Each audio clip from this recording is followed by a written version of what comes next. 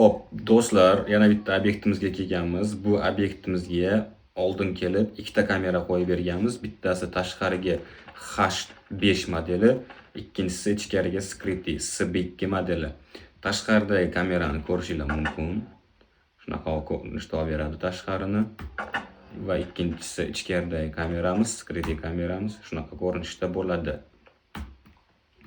Xo'p, endi hovliga kiraverishda hovlini полностью perimetrini olib berish uchun именно shu joyga ESVIS H8s modelini qo'yib beriladi va полностью tashqari ko'rinadi.